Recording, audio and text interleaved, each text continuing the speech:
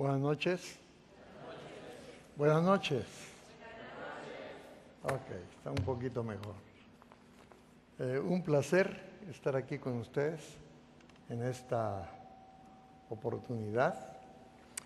Y para iniciar el estudio de la palabra vamos a hacer dos cosas. Primero vamos a buscar San Juan 14, un pasaje muy conocido en las Escrituras. Una promesa extraordinaria, algo que ha sostenido a los creyentes a lo largo de los siglos y que nosotros no somos la excepción. También llega hasta nosotros la misma promesa. Pero antes, volvamos a rogar la presencia del Señor con nosotros. Señor, abrimos tu palabra con reverencia, suplicándote que tu gracia nos acompañe, que tu Espíritu hable a nuestro corazón y que podamos tomar las decisiones correctas para gloria de tu nombre. En Jesús, amén. San Juan 14, del 1 al 3. No se turbe vuestro corazón, ¿creéis en Dios? Creed también en ¿quién? En mí. En la casa de mi Padre, ¿qué ocurre? Muchas moradas hay. Si así no fuera, yo os lo hubiera dicho. Voy pues a preparar lugar para vosotros. Versículo 3, y si me fuere y os prepararé el lugar, vendré otra vez y os tomaré a mí mismo, para que donde yo estoy, vosotros, ¿qué cosa? También estéis. Esta es la esperanza bendita del corazón. Esta promesa de nuestro Señor Jesucristo: voy y vuelvo.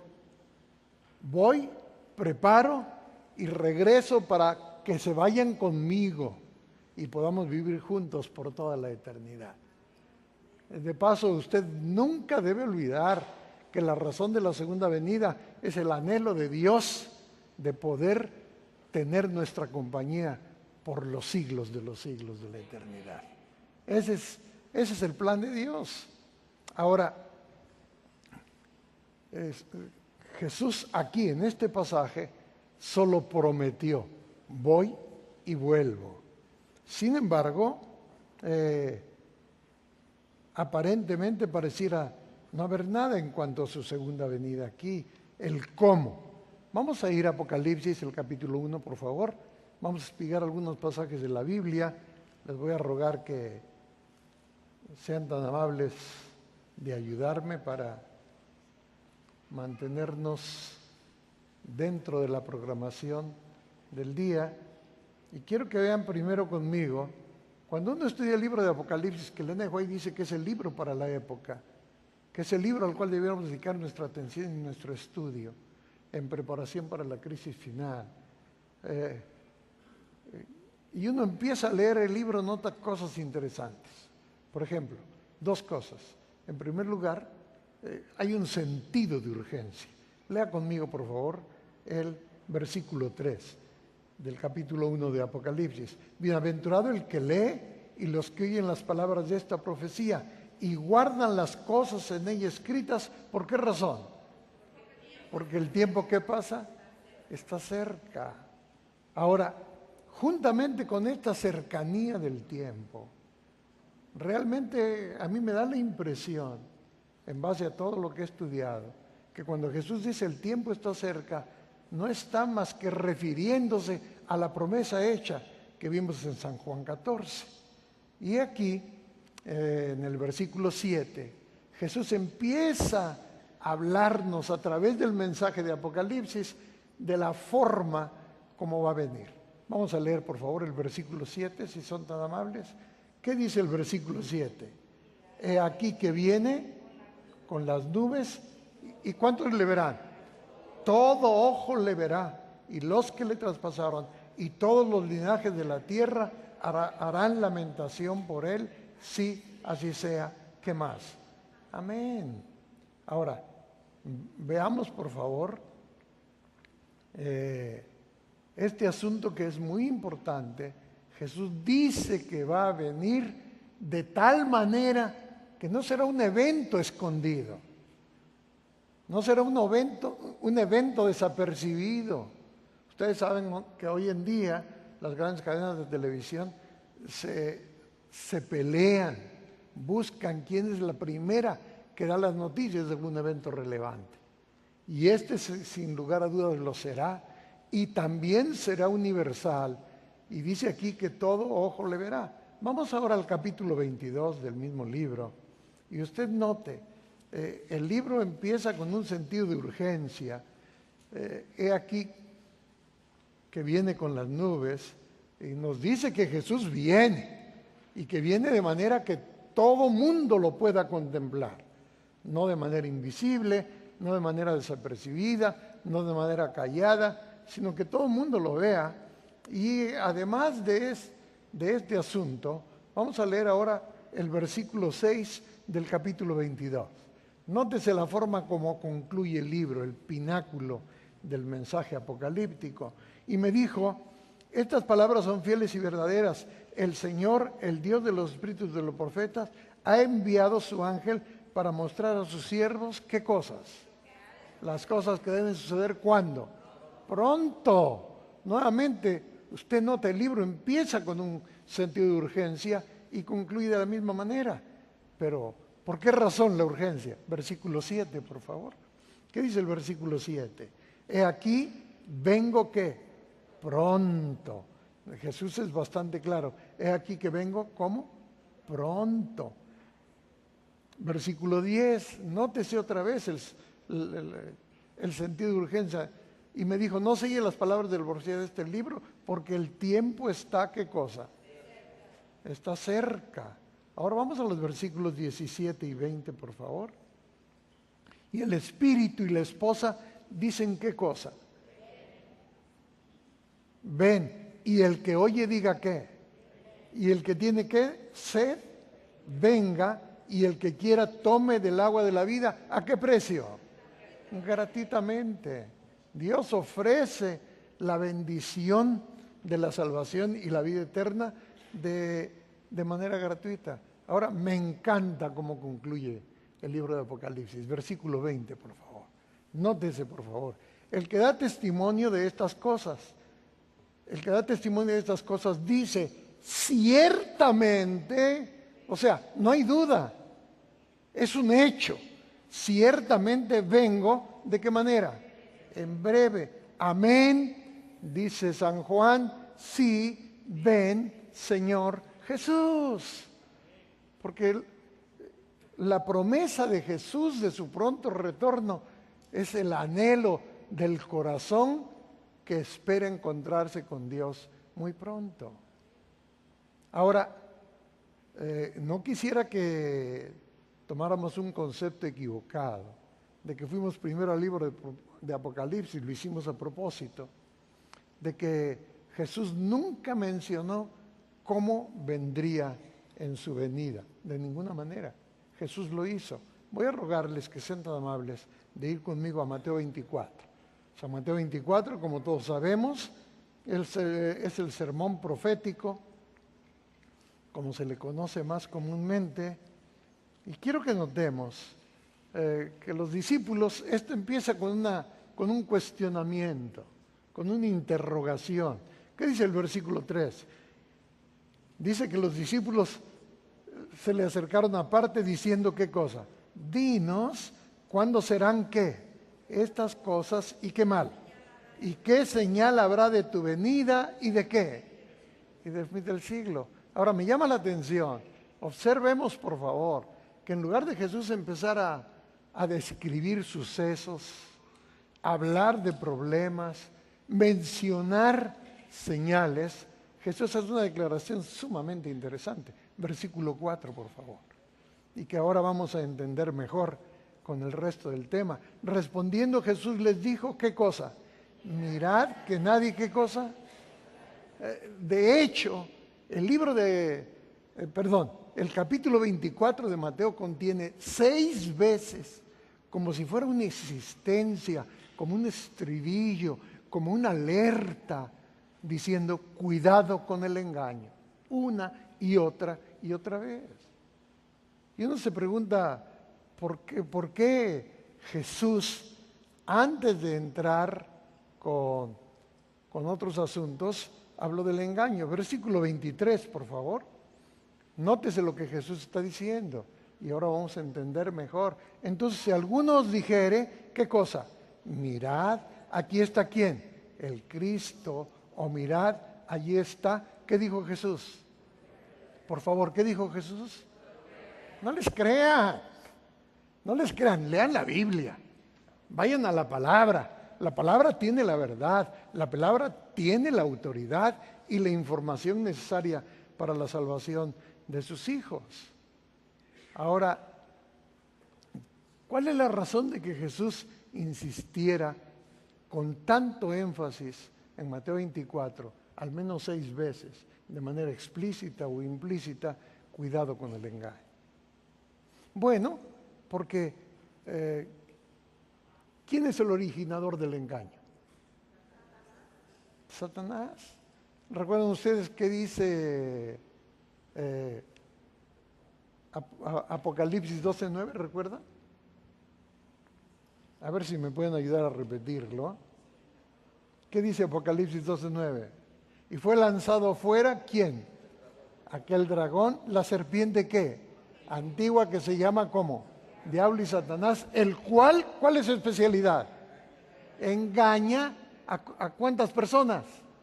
A todo el mundo. No se olvide usted de engañar a la tercera parte de los ángeles. Y es el contexto de Apocalipsis 12. Y entonces Jesús dice, este es el que está detrás de todos los engaños en relación con la Biblia. Porque Él no quiere que ustedes disfruten de la eternidad conmigo. Él tiene otro plan. Él sabe que va a ser destruido y se goza en que otros sean destruidos con Él. Ahora, hay muy en boga un engaño en esta época de la historia del mundo muy sutil. A mí me gusta, y espero que no le haga impacto a nadie, a mí me gusta el teatro cristiano. Y en el estado de Pensilvania hay un teatro donde pasan solamente obras bíblicas. Pero es una belleza, la música, los diálogos, el escenario. Por ejemplo, cuando usted va a ver el arca de Noé, de repente en el segundo acto, después de la mitad, usted se encuentra inmerso en el arca y ve cómo vivían, y luego termina cuando el arca se convierte en una cruz, y entonces el actor principal habla precisamente de lo que estamos hablando, de la segunda venida de Cristo. Es una cosa fascinante. Y a mí me llamó la atención cuando fuimos a ver la producción de Daniel en el Foso de los Leones, de que de repente vi que toda la gente que estaba esperando a Jesús, y Jesús vino como parte de la presentación del libro de Daniel, de repente empecé a notar que a muchas personas, no a todos, les empezó a salir una lucecita de la cabeza. Yo hasta pensé, mi niña que estaba cerca de mí, mi nieta, me dice, abuelito, ¿y cómo me puede salir a mí también? ¿Sí? Y resulta que entonces empecé a entender, porque esta buena gente, desafortunadamente, ha corrompido su creencia. No sigue lo que dice la Biblia y creen en lo que se conoce comúnmente como el rapto secreto. ¿Sí? Y Jesús dijo, mucho cuidado con el engaño. Y Él dijo también, otra vez, versículo 23 de Mateo 24, si algunos dijeren, mirad que aquí está el Cristo, mirad, allí está, no lo creáis. Hay una cantidad enorme de cristianos. De paso, a algunos adventistas también les gusta el rapto secreto. ¿Sabían eso? No, estoy hablando en serio, Estoy hablando en serio. Ustedes saben, la teoría dice que hay una interpretación completamente errada, que vamos a ver eso dentro de un momento, de Daniel 9, donde habla de las 70 semanas. Y la última semana, que tiene que ver con que hará cesar el sacrificio, etcétera, con la muerte de nuestro Señor Jesucristo, las personas del rapto secreto, que se llaman dispensacionalistas, ellos dicen que al final del tiempo Israel volverá al país, todos los judíos, se va a reconstruir el templo, el secretario de las Naciones Unidas es el anticristo, y dice, y aquí está el asunto que a los adventistas les gusta, dice, en la segunda venida será secreta, de allí el término rapto secreto, pero al final de los 7 años, de los últimos 7 años finales de la historia del mundo, Cristo viene por tercera vez. Y a mí me gusta decirlo, si no me entiende usted el término, lo siento por usted, yo sí lo entiendo. Pero a mí me gusta decir, a los adventistas sancochados les encanta, porque de esa manera tienen 7 años más para cocinarse bien y estar listos para el regreso de Jesús. A mucha gente le atrae ese asunto, si no voy en la segunda, me voy en la tercera. Pero quienes creen en todas estas cosas ignoran, como dije hace un momento, que desafortunadamente Satanás está detrás de todo esto. Me explico. Pero déjenme hablar, ustedes saben, la serie Left Behind, Dejado Atrás, primero salió como en forma de novela y posteriormente se hizo una película. La película se inauguró el 2 de febrero del 2001 y es interesante notar, ustedes saben, el engaño para que pueda hacer su efecto tiene que estar mezclado con la verdad. ¿Cuántos de ustedes han oído hablar del clamor de medianoche? ¿Aló? Déjenme ver sus manos. ¿Cuántos han oído hablar del clamor de medianoche? En la historia de los adventistas para nosotros es bastante conocido.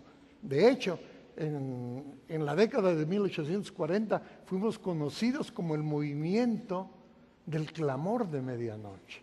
Los adventistas del séptimo día, de acuerdo a Apocalipsis 10. ¿Y qué pasó? Cuando usted ve en la película, tiene un video, si usted no tiene oportunidad de ver la película completa, y ellos tienen una canción titulada precisamente El clamor de medianoche. Interesante cómo mezclan los elementos para confundir a los creyentes. Ahora, el gran problema es que mucha gente ignora cómo nació todo este asunto. Todo este asunto nació con Francisco Rivera, un sacerdote jesuita en 1590, cuando le pidieron a Francisco Rivera que escribiera un libro contra la Reforma. La manera de interpretar la Escritura es el historicismo que nosotros seguimos hasta el día de hoy. Y él acuñó un nuevo término de interpretación, el futurismo. Todo está en el futuro. Ahora, si todo está en el futuro, ¿qué pasa con Roma? Porque yo creo que ustedes entienden que Francisco Rivera, al ser sacerdote jesuita, era católico. ¿Qué pasa entonces con Roma como el gran enemigo de Dios en la Escritura? No tiene lugar. Todo se va al final del tiempo. El anticristo, en lugar de ser lo que dice Tesalonicenses, en lugar de ser lo que dicen otros pasajes de la Escritura, lo convierten en el secretario de las Naciones Unidas, un europeo, porque no podía ser americano, ni podía tener otra nacionalidad, tenía que ser un europeo. Y ahora, quiero que observemos que durante 300 años es cierto que causó algún impacto el nuevo método de interpretación de Francisco Rivera, pero fue años después, 300 años después, cuando John Nelson Darby inventó el dispensacionalismo. Aquí ustedes tienen cerca un seminario muy importante que promueve ese tipo de enseñanza, probablemente el más importante en los Estados Unidos. Ahora, es interesante notar que primero Nelson Darby hace este asunto y más tarde después Ciro Scofield hizo una versión de la Biblia que hoy, de paso, es la versión más vendida de la Biblia, y que se llama precisamente la Biblia anotada de Scofield. Y habla del dispensacionalismo, y habla de estos errores doctrinales que están en contra de todo lo que dice la Escritura. Les voy a rogar un favor. Si tienen que escribir, anoten, por favor. Les voy a dar una información que usted no encuentra con facilidad. Déjenme compartir con ustedes algunas cosas. Para que usted tenga el cuadro completo, para que entienda esto, usted debe saber que uno de los atentados más claros en contra de la verdad es con el rapto secreto, porque atenta contra la interpretación de Daniel el capítulo 9. En Daniel el capítulo 9 encontramos las 70 semanas, una semana, 62 semanas y la última semana. Y ustedes encuentran en Daniel que Daniel dice lo que va a ocurrir, describe con exactitud asombrosa lo que iba a ocurrir. Isaac Newton llamó a la interpretación teológica tradicional de Daniel 9 la piedra fundamental de la religión cristiana. Ahora nótese, ellos destrozan todo porque usan 483 años. Si usted divide 70 semanas, ¿cuántos días tiene cada semana? ¿Aló? ¿Cuántos días? 70 por 7, ¿cuánto es? 490. Ahora, quiero que vean ustedes, por favor, la Biblia dice, usamos el sistema de que un día es igual a ¿cuánto tiempo profético? A un año. Un día profético es igual a un año. Así que estamos hablando de 490 años. Cuando usted, es increíble cómo esta profecía, que se cumple con una exactitud asombrosa, formidable, la han prostituido y la han querido usar para poder enseñar el rapto secreto, cuando es totalmente antibíblico.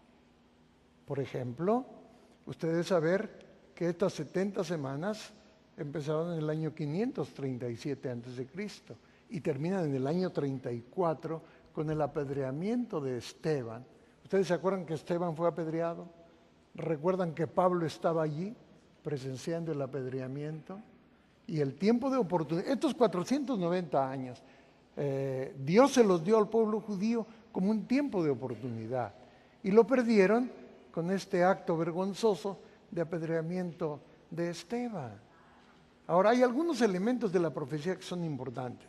Les voy a rogar que escriban Marcos 1, 14 y 15, Lucas 3, 1, 21 y 22, donde con precisión histórica asombrosa propia de Lucas, él, que era un erudito, que era un historiador, que era una persona súper cuidadosa, que era un médico, nos habla de la fecha del nacimiento de nuestro Señor Jesucristo.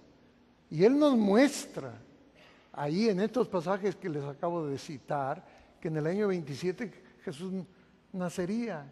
Y es increíble, nació exactamente de acuerdo a la profecía.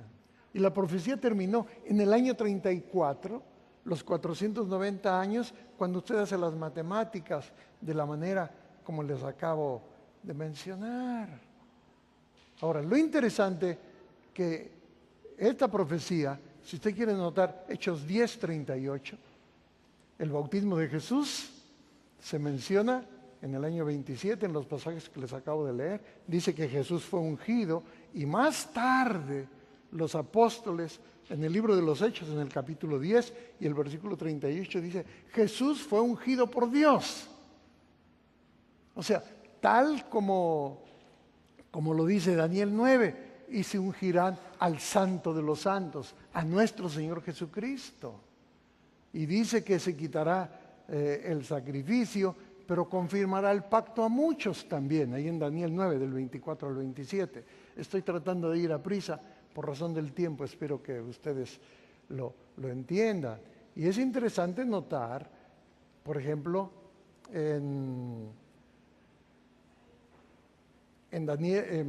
Mateo 26, del 26 al 28, que Jesús, cuando tomó la Cuando instituyó la cena y abolió la Pascua, Jesús, levantando la copa, dijo: tomad, bebed de ella todos, porque esta es mi sangre del nuevo ¿qué? Pacto. O sea, Daniel anticipó, confirmará el pacto a muchos. Nótese que Jesús dice: ahora tenemos una nueva relación, ahora estamos renovando el pacto, y cada vez que bebéis esta sangre, que coméis esta carne y bebéis esta sangre, la muerte del Señor anunciáis hasta que venga. Es una confirmación. Así que no hay forma de alterar la profecía. Por eso Jesús, como dije antes, insistió: cuidado con el engaño. Otro de los errores del rapto secreto es decir que Israel ha sido rechazado. Si usted me hace el favor de anotar Romanos 11, 1 y 2, ahí Pablo dice: no, de ninguna manera.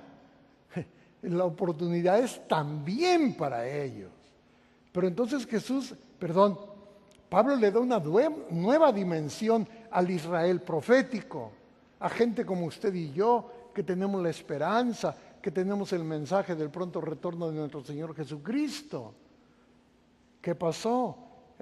¿Qué dice? ¿Ustedes se acuerdan 1 de Pedro 2, 9 y 10? Mas vosotros sois, búsquenlo por favor. ¿Qué dice 1 de Pedro 2, 9 y 10? Mas vosotros sois, ¿qué cosa? Real sacerdocio, gente ¿qué? Santa. Real sacerdocio, gente santa, pueblo escogido ¿por quién? Por Dios. ¿Con qué propósito? Para que salgáis de las tinieblas a la luz admirable del Evangelio. Dios no está rechazando a los judíos, de ninguna manera. Como nación, Dios dijo: se acabó la oportunidad, pero como personas tienen la puerta abierta. Y de hecho yo me he gozado en muchos lugares del mundo, he estado en Jerusalén, inclusive, y usted vea, algunos cuantos, pero hay judíos creyentes. Clifford Goldstein, no sé si ustedes lo conocen, han leído sus libros, es el responsable de la producción de la escuela sabática para todo el mundo. Él es de origen judío y encontró la salvación, porque solo en Jesús hay salvación. Y usted tiene que poner atención a estos detalles.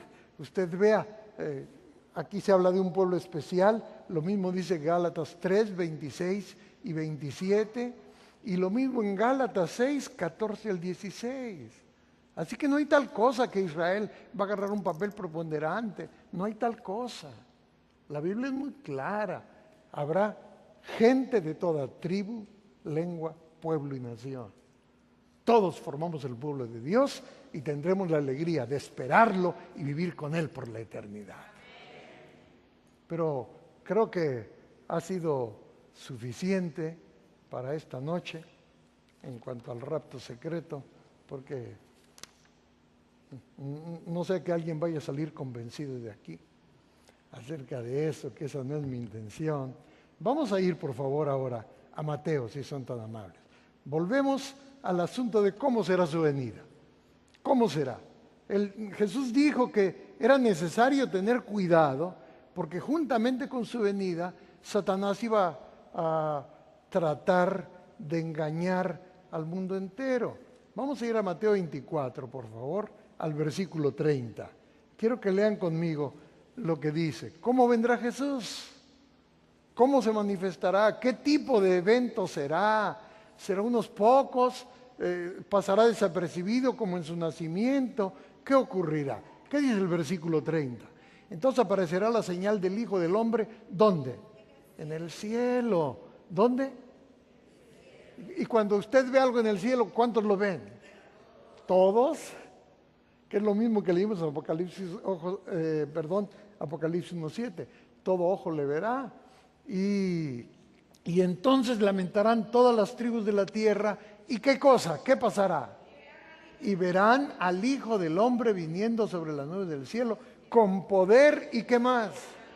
Ahora nótese por favor, no solo Jesús va a venir, pero obsérvese, esta vez no viene como un niño, No viene como el ser crucificado que se fue al cielo.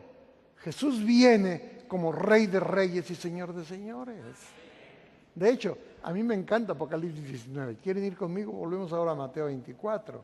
Pero quiero que vayan conmigo al libro de Apocalipsis, por favor, y que vean. A mí me encanta, como decía Apocalipsis 19. Obsérvese, por favor, hablando de la cena de las bodas del Cordero, en ese capítulo extraordinario que empezó en el capítulo 16 sobre el Armagedón, concluye la lucha del Armagedón diciéndonos lo siguiente en el versículo 11 del capítulo 19. Después de hablar de cantos, de alabanzas, de seguridades, dice el versículo 11 lo siguiente: entonces vi el cielo como. ¿Y aquí qué fue lo que vio? Un caballo blanco y el que lo montaba se llamaba Fiel y ¿qué más? Versículo 13, estaba vestido de una ropa teñida en sangre y su nombre es, ¿cuál es su nombre? ¿El verbo de quién? Ahora, ¿viene solo? Vuelvo a preguntar, ¿viene solo? Versículo 14, ¿qué dice el versículo 14? Y los ejércitos celestiales, vestidos de lino finísimo, blanco y limpio, le seguían ¿de qué manera? Versículo 16, y en su vestidura y en su muslo tiene escrito este nombre: Rey de Reyes y ¿qué más? Él es el Rey del universo. Lea usted, por favor, Apocalipsis 11:15. Allí dice que todo el mundo debe alegrarse porque Jesús va a tomar el dominio universal sobre esta tierra. Y dice que vendrá en forma visible, de tal suerte que todo ojo, ¿qué cosa? Le verá. Todo el mundo va a presenciar y lo hará con cánticos. Imagínese usted, yo he pensado más de una vez lo que va a hacer, que usted vea desde el cielo una cabalgata de caballos blancos. ¿Qué corceles árabes ni qué nada? Algo mucho mejor, porque son esos caballos han sido alimentados y educados en los establos del cielo. Y ahí vendrán. Y usted no puede dejar de admirarse del espectáculo. ¿Cuántos son mexicanos aquí? Déjeme hacer una pregunta indiscreta. Ok, un buen número. ¿Cuántos han visto las charreadas? A ver si saben de qué hablo. ¿Cuántos han visto una charreada? ¿No han visto qué elegante se ve a la gente vestida de el traje de gala y demás? Es un espectáculo impresionante. Ahora piense por un momento lo que será este otro espectáculo. Ver al Rey de Reyes y Señor de Señores, viniendo triunfante, porque su sangre representa que Él alcanzó la victoria por nosotros. Significa que usted y yo podemos gozar de su victoria por toda la eternidad. Ahora, lea usted conmigo lo que dice Mateo 24. Volvemos a Mateo 24. Fíjense bien, hablando, continuamos con Mateo, porque mucha gente piensa que Mateo no tiene suficiente información. Usted no necesita inventar una nueva doctrina para hablar del regreso de Jesús. Jesús fue perfectamente claro. Lea conmigo, por favor, si es tan amable, los versículos 37 al 39. Notemos lo que dice aquí Jesús: mas como en los días de ¿quién? Así será la venida de ¿quién? Porque como en los días de Noé, antes del diluvio, estaban comiendo, bebiendo, casándose y dándose casamiento hasta el día en que no entró en el arca, y no entendieron hasta que vino el diluvio y se los llevó a todos, así será también, ¿qué cosa? Ahora, yo quiero que piense usted lo que fue para esa gente antediluviana. Se mofaron por 120 años de Noé y de repente empieza a caer agua, algo nunca visto, algo que nunca ha ocurrido, pero es que usted debe recordar una cosa, y Apocalipsis es el experto en el uso de la palabra. Jesús es todopoderoso. Y Jesús hace lo que nadie más es capaz de hacer. Porque Jesús, además de ser nuestro Salvador, es el creador del universo. Eso dice en Hebreos el capítulo 1. Jesús es capaz de hacer de la nada cosas extraordinarias. Y dice que cuando quisieron entrar al arca era demasiado ¿qué? Demasiado tarde. Era demasiado tarde. No pudieron entrar al arca. Y esa gente vivió los horrores de ver el cataclismo, el agua subiendo y que algunos empezaron a morir. Y Jesús está diciendo, como fue allá, ocurrirá ¿en qué momento? Cuando yo venga por segunda vez. Ahora algo interesante, y esa es la razón por la cual les hice la referencia. Anote por favor de ahí en lugar, en su misma Biblia, San Juan 14, del 1 al 3. Porque vean ustedes que leímos en San Juan 14, del 1 al 3 al principio. No se turbe vuestro corazón, creéis en Dios, creed también en ¿quién? En la casa de mi Padre, ¿cuántas moradas hay? Muchas, de otra manera os lo hubiera dicho. Voy pues, ¿a qué? A preparar un lugar para vosotros, y me fuere y os aparejará el lugar. ¿Cuál fue la promesa? Ahora, la misma palabra en griego que Jesús usa para decir, vendré otra vez, o sea, me van a ver, me van a contemplar. ¿Ustedes se acuerdan de los discípulos? El domingo de resurrección en la noche, ¿se acuerdan? Cuando Jesús se les aparece en medio y algunos empiezan a creer, este es un fantasma, ¿se acuerdan o no? ¿Sí? ¿Y se acuerdan qué hizo Jesús? Les dijo, tóquenme, los fantasmas no tienen carne ni huesos como yo tengo. Y Jesús les dijo, denme de comer, y se sentó a cenar. ¿Quién dijo que a Jesús no le gusta la buena comida? Tan le gusta la buena comida que ha preparado una cena para nosotros llamada la Cena de las Bodas del Cordero.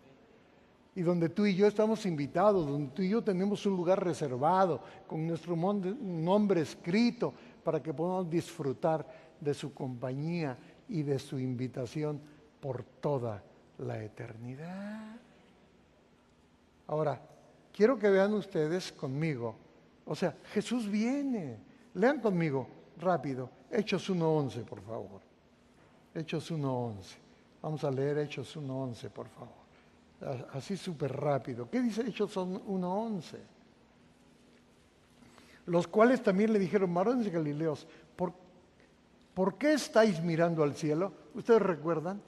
Después de 40 días Jesús ascendió al cielo y estaba con los discípulos y lo vieron ascender al cielo. Y entonces los ángeles vienen para darles un mensaje. ¿Cuál es el mensaje angelical? Vamos a leerlo. Los cuales también les dijeron, varones de Galileos, ¿por qué estáis mirando al cielo? ¿Y qué dijeron? Por favor, vamos a leerlo. Este mismo Jesús que ha sido tomado de vosotros al cielo, ¿qué cosa? Así vendrá como lo habéis visto, ¿qué? O sea, lo vieron irse y lo van a ver volver. Todo ojo le verá. No hay tal cosa de un rapto secreto. No hay tal cosa de un rapto secreto. Lea usted, por ejemplo, 1 Corintios 15, 51 al 53 conmigo, por favor. ¿Qué dice 1 Corintios 15? Vamos a ir rápido. Nótese, hablando del mismo evento, no solamente lo que Jesús escribió. 1 Corintios 15, que es uno de mis textos favoritos, capítulos favoritos en la Biblia. Vamos a leer los versículos 51 al 53. Si usted se lo sabe, repítalos conmigo, por favor. He aquí os digo, ¿qué cosa? Un misterio. No todos dormiremos, pero todos seremos, ¿qué cosa? Transformados. En un momento, en un abrir y cerrar de ojos, a la final trompeta. Porque se tocará la trompeta y los muertos serán, ¿qué cosa? Resucitados, ¿de qué manera? Incorruptibles. ¿Y nosotros qué cosa? Seremos transformados, porque es necesario que esto corruptible se vista ¿de qué? ¿Y usted cree que va a pasar desapercibido? Usted lo va a experimentar. Usted lo va a gozar. No solo el sonido de la trompeta. No solo eso. Y 1 Tesalonicenses 4, del 14, del 16 al 18, Dios vuelve a decir que vendrá con voz de trompeta. Volvemos a Mateo 24, por favor. Quiero que observemos Mateo 24. Nuevamente vamos a leer los versículos 30 y 31. Otra vez, por favor. Entonces aparecerá la señal del Hijo del Hombre en el cielo, y entonces lamentarán todas las tribus de la tierra, y verán al Hijo del Hombre viniendo sobre las nubes del cielo, con poder y qué más. Ahora, lean el versículo 31. Eso es lo más importante de este mensaje. No solamente que va a ser espectacular, único, todo un acontecimiento. Y será cine gratis. Usted no tiene que pagar, no hay, ninguna cadena de televisión va a tener que pagar para eso. Absolutamente. Todo mundo le veremos. Pero dice algo aquí que es sumamente importante. El 31.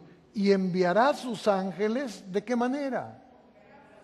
O sea, no le va a decir, le va a ir a susurrar al oído a alguien, a alguno de los ángeles. Dice que les dirá con voz de qué? De trompeta, y los va a enviar, ¿con qué propósito?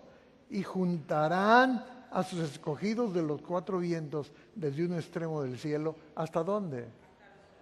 Ahora, si los ángeles van a reunir a los escogidos, les pregunto, ¿será algo secreto? ¿Será desapercibido? De ninguna manera. Jesús por eso fue perfectamente claro. Nosotros tenemos que cuidar mucho cómo hacemos estas cosas. Lea usted 1 Pedro 3:10, por favor, conmigo, si es tan amable. 1 Pedro 3:10. ¿Qué dice 1 Pedro 3:10, por favor? Porque el que quiera amar su vida y ver, perdón,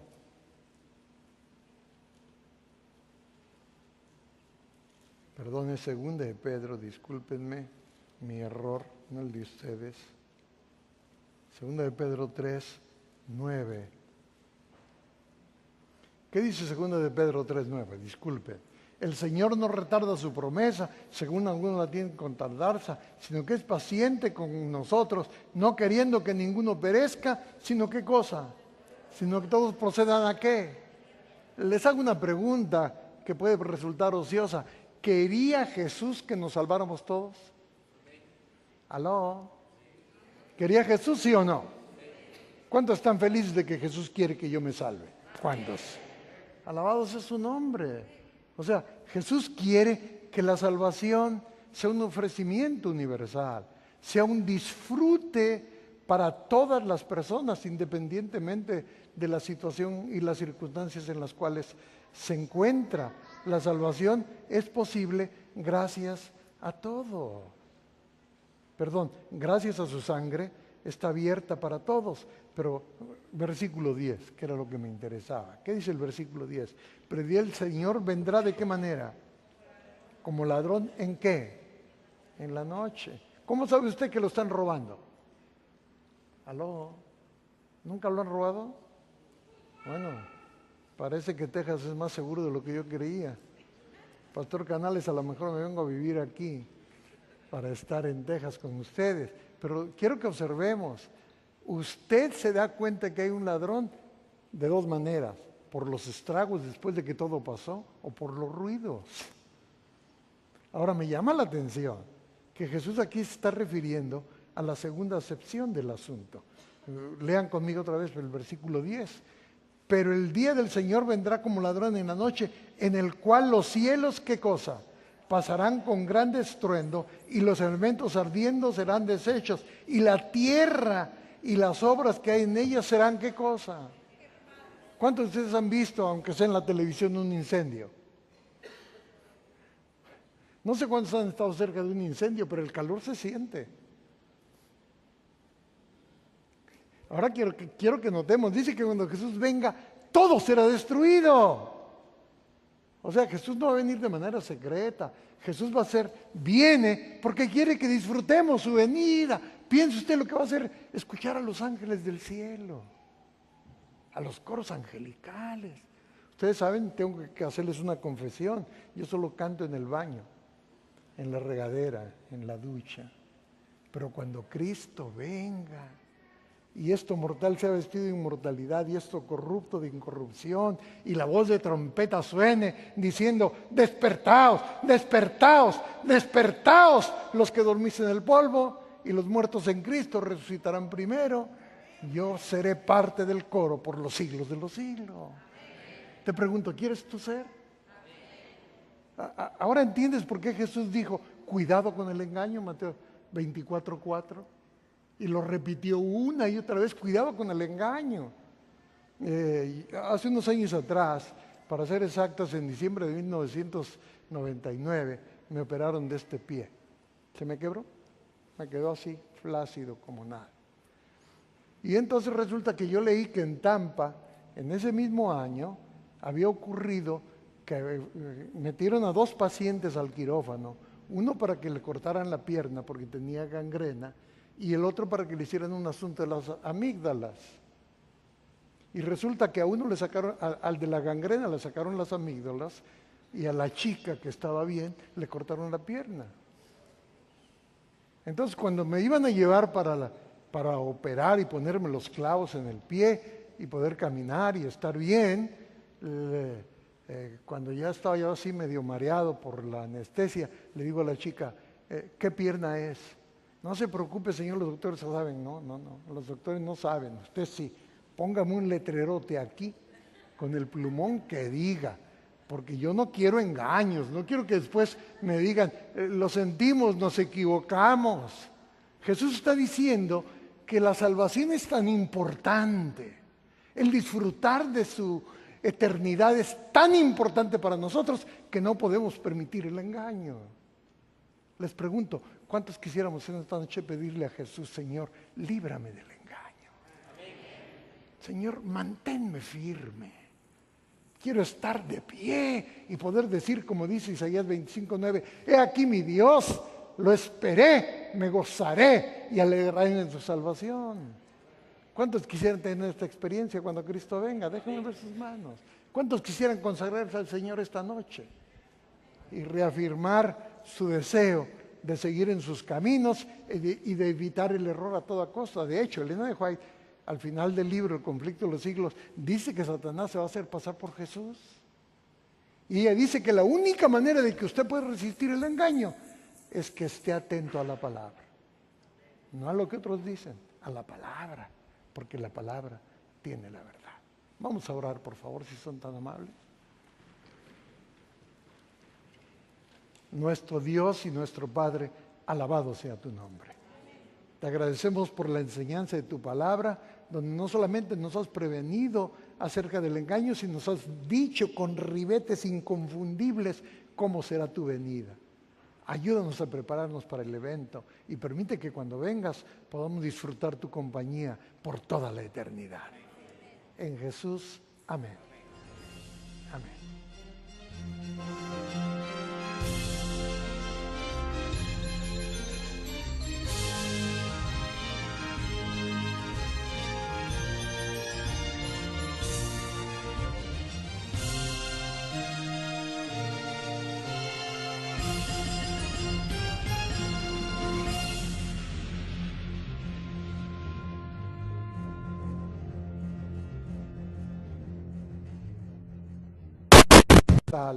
Y dice aquí que todo ojo le verá. Vamos ahora al capítulo 22 del mismo libro. Y usted note, el libro empieza con un sentido de urgencia. He aquí que viene con las nubes y nos dice que Jesús viene y que viene de manera que todo mundo lo pueda contemplar. No de manera invisible, no de manera desapercibida, no de manera callada, sino que todo el mundo lo vea. Y además de este asunto, vamos a leer ahora el versículo 6 del capítulo 22. Nótese la forma como concluye el libro, el pináculo del mensaje apocalíptico. Y me dijo, estas palabras son fieles y verdaderas. El Señor, el Dios de los espíritus de los profetas, ha enviado su ángel para mostrar a sus siervos, ¿qué cosas? Las cosas que deben suceder, ¿cuándo? Pronto.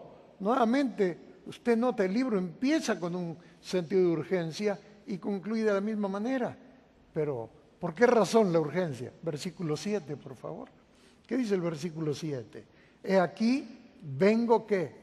Pronto. Jesús es bastante claro. He aquí que vengo, ¿cómo? Pronto. Versículo 10, nótese otra vez el sentido de urgencia.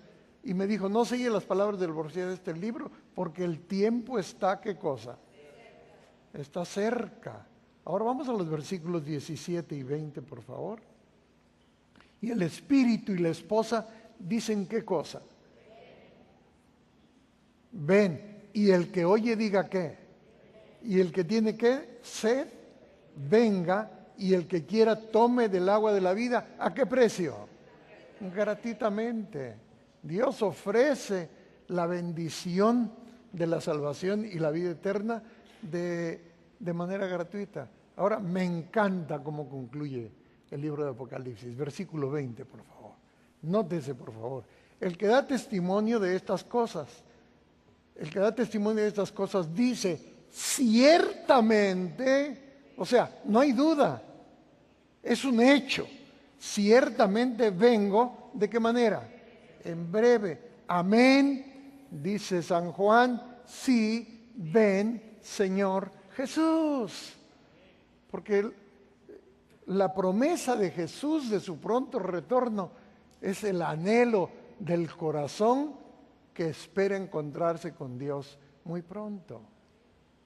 Ahora, no quisiera que tomáramos un concepto equivocado, de que fuimos primero al libro de Apocalipsis, lo hicimos a propósito, de que Jesús nunca mencionó cómo vendría en su venida, de ninguna manera. Jesús lo hizo. Voy a rogarles que sean tan amables de ir conmigo a Mateo 24. O sea, Mateo 24, como todos sabemos, es el sermón profético, como se le conoce más comúnmente. Y quiero que notemos que los discípulos, esto empieza con un cuestionamiento, con una interrogación. ¿Qué dice el capítulo 1 de Apocalipsis? Bienaventurado el que lee y los que oyen las palabras de esta profecía y guardan las cosas en ella escritas. ¿Por qué razón? Porque el tiempo que pasa está cerca.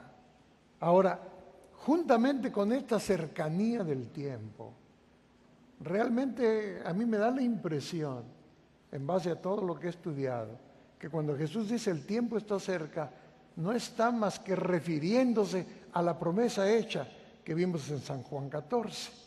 Y aquí, en el versículo 7, Jesús empieza a hablarnos a través del mensaje de Apocalipsis de la forma como va a venir. Vamos a leer, por favor, el versículo 7, si son tan amables. ¿Qué dice el versículo 7? He aquí que viene con las nubes, ¿y cuántos le verán? Todo ojo le verá, y los que le traspasaron, y todos los linajes de la tierra harán lamentación por él, sí, así sea. ¿Qué más? Amén. Ahora, veamos por favor este asunto que es muy importante. Jesús dice que va a venir de tal manera que no será un evento escondido, no será un evento desapercibido. Ustedes saben que hoy en día las grandes cadenas de televisión se pelean, buscan quién es la primera que da las noticias de un evento relevante. Y este sin lugar a dudas lo será, y también será universal. Buenas noches. Buenas noches. Ok, está un poquito mejor. Un placer estar aquí con ustedes en esta oportunidad. Y para iniciar el estudio de la palabra vamos a hacer dos cosas. Primero vamos a buscar San Juan 14, un pasaje muy conocido en las Escrituras, una promesa extraordinaria, algo que ha sostenido a los creyentes a lo largo de los siglos y que nosotros no somos la excepción. También llega hasta nosotros la misma promesa. Pero antes, volvamos a rogar la presencia del Señor con nosotros. Señor, abrimos tu palabra con reverencia, suplicándote que tu gracia nos acompañe, que tu Espíritu hable a nuestro corazón y que podamos tomar las decisiones correctas para gloria de tu nombre. En Jesús, amén. San Juan 14, del 1 al 3. No se turbe vuestro corazón, ¿creéis en Dios? Creed también en ¿quién? En mí. En la casa de mi Padre, ¿qué ocurre? Muchas moradas hay. Si así no fuera, yo os lo hubiera dicho. Voy pues a preparar lugar para vosotros. Versículo 3. Y si me fuere y os prepararé lugar, vendré otra vez y os tomaré a mí mismo, para que donde yo estoy, vosotros, ¿qué cosa? También estéis. Esta es la esperanza bendita del corazón. Esta promesa de nuestro Señor Jesucristo: voy y vuelvo. Voy, preparo y regreso para que se vayan conmigo y podamos vivir juntos por toda la eternidad. De paso, usted nunca debe olvidar que la razón de la segunda venida es el anhelo de Dios de poder tener nuestra compañía por los siglos de la eternidad. Ese es el plan de Dios. Ahora, Jesús aquí en este pasaje solo prometió: voy y vuelvo. Sin embargo, aparentemente pareciera no haber nada en cuanto a su segunda venida aquí, el cómo. Vamos a ir a Apocalipsis, el capítulo 1, por favor. Vamos a explicar algunos pasajes de la Biblia. Les voy a rogar que sean tan amables de ayudarme para mantenernos dentro de la programación del día. Y quiero que vean primero conmigo, cuando uno estudia el libro de Apocalipsis, que Elena White dice que es el libro para la época, que es el libro al cual debiéramos dedicar nuestra atención y nuestro estudio en preparación para la crisis final. Y uno empieza a leer el libro, nota cosas interesantes. Por ejemplo, dos cosas. En primer lugar, hay un sentido de urgencia. Lea conmigo, por favor, el versículo 3 del capítulo.